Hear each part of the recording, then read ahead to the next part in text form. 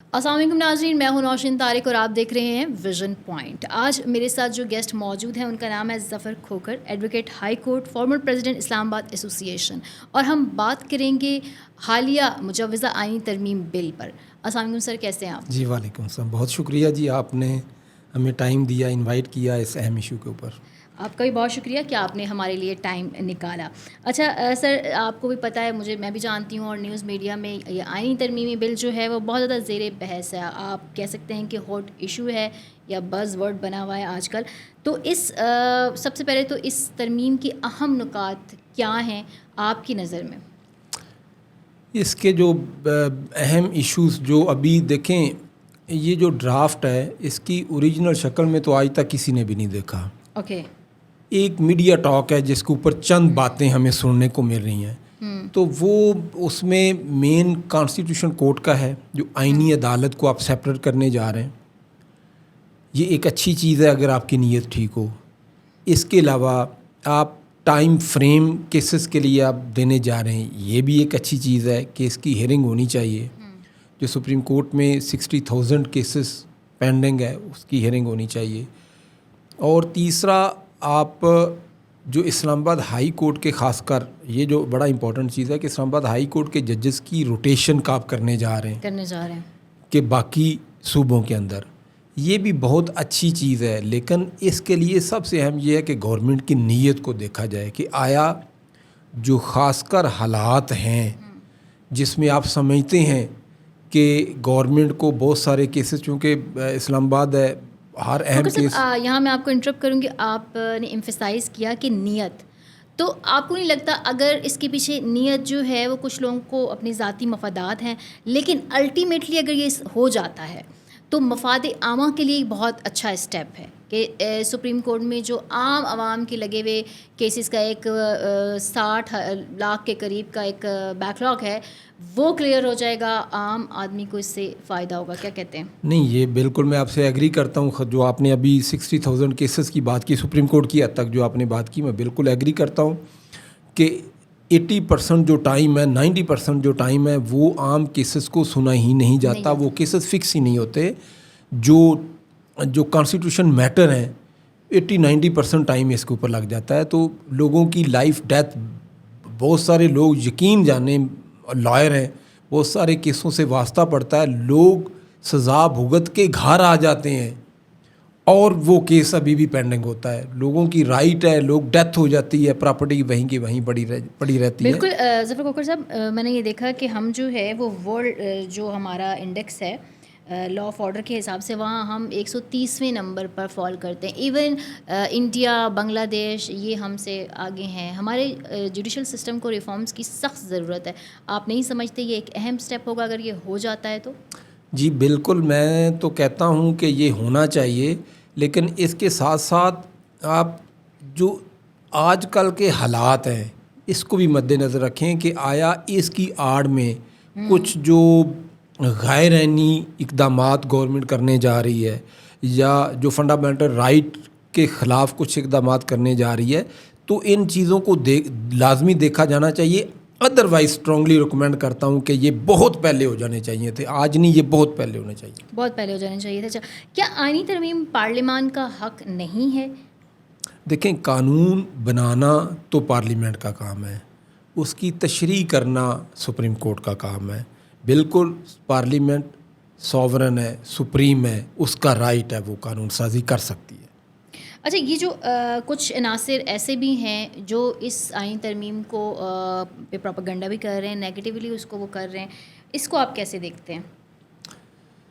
ہاں، جو بدنیتی سے اس کے اوپر پروپیگنڈا کر رہے ہیں تو وہ تو بدقسمتی کی بات ہے، لیکن میں بار بار یہ کہتا ہوں کہ خاص کر اس حالات کو مد نظر رکھتے ہوئے جو کسی کے جائز کنسرن ہیں جی، ان کو ضرور ریڈریس ہونا چاہیے، ان کو ضرور دیکھا جانا چاہیے، باقی لازمی ہونی چاہیے۔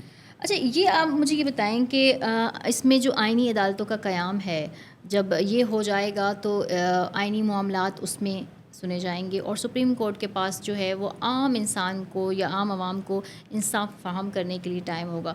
تو اس سے جو ریکوری ہے وہ کتنی جلدی ہوگی, عام لوگوں کو کس تیزی سے فائدہ ہوگا؟ یہ بہت اہم کویسچن آپ نے کیا ہے. پاکستان کی 70 سالہ تاریخ میں بدقسمتی یہی رہی ہے کہ عام آدمی کے کیسز کو ٹائم کے اوپر نہیں سنا گیا. اگر نیک نیتی سے امینڈمنٹ کر دی جاتی ہے اور یہ آئینی عدالت کو سیپریٹ کر دیا جاتا ہے اور باقی کیسز کے لیے باقی بینچز اویلیبل کر دیے جاتے ہیں, تو میں سمجھتا ہوں کہ اس سے عام آدمی کو انصاف ٹائم کے اوپر ملنا آسان ہو جائے گا. کسی کی ڈور سٹیپ کے اوپر اس کو انصاف ملنا آسان ہو جائے گا. تو یہ بہت اچھی چیز ہے. اچھا سر, آپ کو تو پتہ ہی ہوگا کہ اس وقت جو ہے جو کرمنل اور یہ جو فوجداری مقدمات ہیں یا اس طرح کے ہیں, ان کا ایک بڑا ہی ایک لمبی رو ہے جو لگی ہوئی ہے.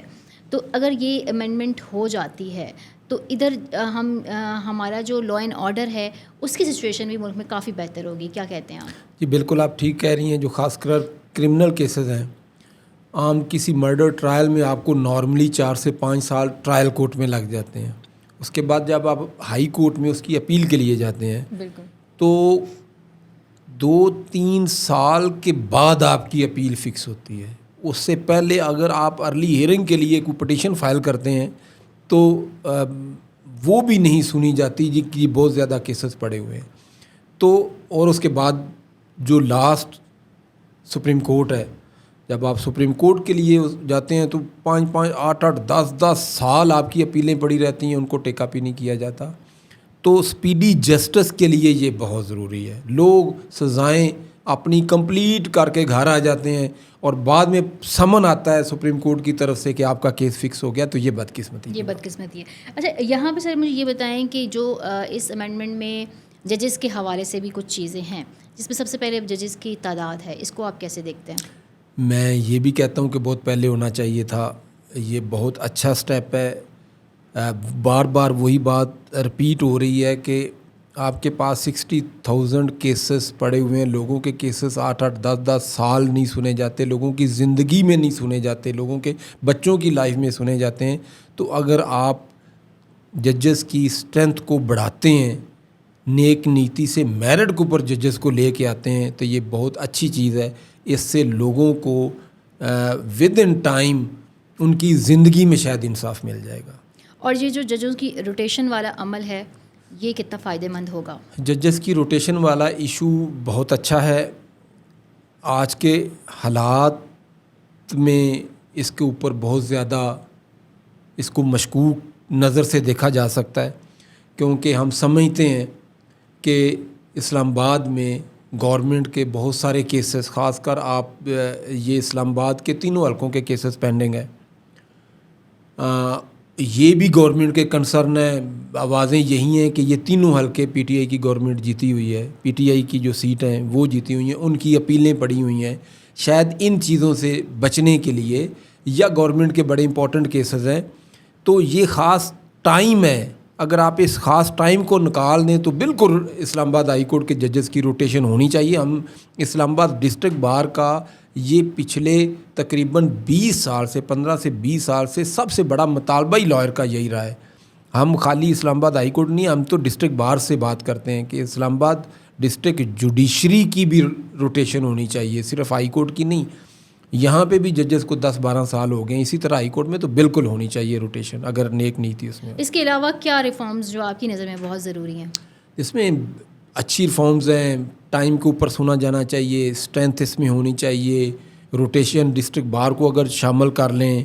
یہ اس جو سننے میں چیزیں آ رہی ہیں اس میں بہت اچھی چیزیں بھی سننے میں آ رہی ہیں. باقی تو جو ڈرافٹ سامنے آئے گا تو اس کے اوپر بہتر اس کو پڑھنے کے بعد آپ بہتر اس کے اوپر اپنا ویو دے سکتے ہیں. Thank you sir, thank you very much for your time.